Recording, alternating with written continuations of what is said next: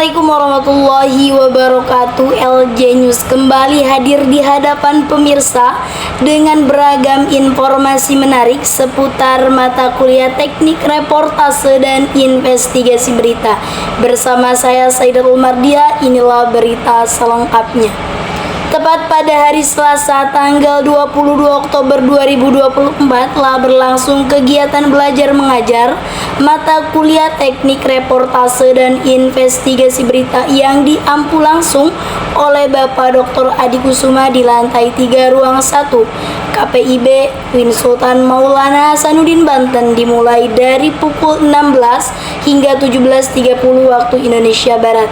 Pemirsa, seperti biasa sebelum memulai pembahasan, kita dibiasakan untuk melakukan praktek reportase yang dipraktekkan oleh kelompok 4, yaitu ada Dahlia Puspitasari sebagai presenter, Melisa sebagai reporter, Rizka Putri Amelia sebagai narasumber, dan Tegar Sanjani sebagai fotografer yang mengangkat berita tentang sertifikasi BNSP Digital Marketing yang diselenggarakan oleh Bank Indonesia yang diikuti oleh Genbi penerima beasiswa yang dilakukan di BSD Tangerang. Pemirsa, pada pertemuan ke-6 kali ini dibahas langsung oleh kelompok ketiga yang berjumlah 5 orang. Di antaranya ada Laila Fatul Mujahidah, Melisa Sabila Intan Amali, Hima Konita Asbi Asidiki, yang membahas tentang sejarah, tahap-tahap, dan prinsip dasar dalam pembuatan jurnalisme dengan jurnalisme investigasi. Melisa sebagai presenter pertama menjelaskan pengertian jurnalisme investigasi, yang mana jurnalisme investigasi adalah bentuk jurnalisme yang fokus pada penggalian informasi secara mendalam untuk mengungkap fakta yang tersembunyi, seringkali terkait dengan isu-isu yang berdampak sosial, politik, atau ekonomi. Ini mencakup penelitian yang ekstensif, pengumpulan bukti wawancara dengan sumber yang relevan, dan analisis kritis untuk mengeksplorasi dan menyoroti masalah-masalah yang mungkin diabaikan oleh media arus utama. Selanjutnya, Sabila Intan Amali menjelaskan sejarah jurnalisme investigasi yang mana di Indonesia mulai mengemukakan pada tahun 1990, menyebutkan bahwa di Indonesia sendiri kurang jelas sejak kapan liputan investigasi mulai populer. Namun setidaknya ada beberapa majalah yang eksplosif pada tahun itu menggunakan kata investigasi dalam liputan mereka.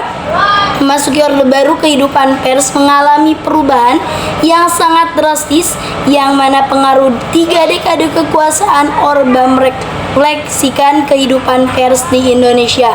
Pada tahun 1990-an disebutkan bahwa jurnalisme investigasi juga seperti tidak memiliki dampak yang luas dan menonjol. Selanjutnya, Hasbi Asidiki menjelaskan tahapan daripada jurnalisme investigasi. Yang pertama itu ada konsepsi studi, kelayakan, keputusan lanjut atau tidak. Yang keempat, pembentukan basis. Kelima, perencanaan. Keenam, penelitian. Ketujuh, evaluasi ulang. Kedelapan, mengisi kekurangan. Kesembilan, evaluasi akhir. Kesepuluh, penulisan dan penyuntingan. Dan yang terakhir, publikasi dan tindak lanjut. Dilanjutkan oleh Laila Fatul Mujahidah yang menjelaskan perbedaan jurnalisme investigasi dengan jurnalisme yang lainnya, di mana ciri-ciri daripada liputan investigasi berita menurut Andres Harsono, yakni yang pertama, riset dan reportase yang mendalam dan berjangka waktu panjang untuk membuktikan kebenaran atau kesalahan hipotesis. Yang kedua, paper trail yang digunakan untuk mencari kebenaran dalam mendukung hipotesis. Yang ketiga, wawancara mendalam dengan pihak-pihak yang terkait dengan investigasi.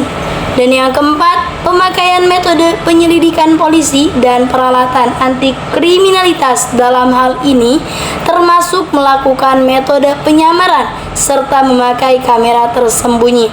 Pembahasan terakhir dibahas oleh Hima Konita yang membahas tentang prinsip-prinsip dasar jurnalisme, dan yang pertama menurut Bill Covens dan Tom Rosenthal, yang pertama, kewajiban jurnalisme adalah pada kebenaran, kedua, loyalitas, Kemudian yang ketiga itu ada intisari jurnalisme adalah disiplin verifikasi.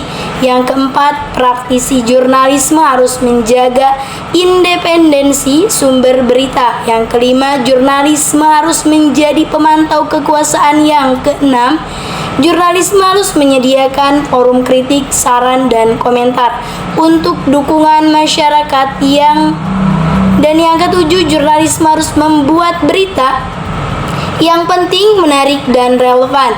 Yang kedelapan, jurnalisme harus menyediakan berita yang komprehensif dan proporsional. Yang kesembilan, praktisi jurnalisme harus mengikuti nurani mereka. Sedangkan prinsip-prinsip jurnalisme investigasi menurut Laksono ada 5 prinsip dalam jurnalisme investigasi, yaitu yang pertama, mengungkap kejahatan terhadap kepentingan publik atau tindakan yang merugikan orang lain. Yang kedua, skala dari kasus yang diungkap cenderung terjadi secara meluas atau sistematis. Yang ketiga, menjauh semua pertanyaan penting yang muncul dan memetakan persoalan dengan gamblang. Yang keempat, mendukung aktor-aktor yang terlibat secara lugas, didukung bukti-bukti yang kuat.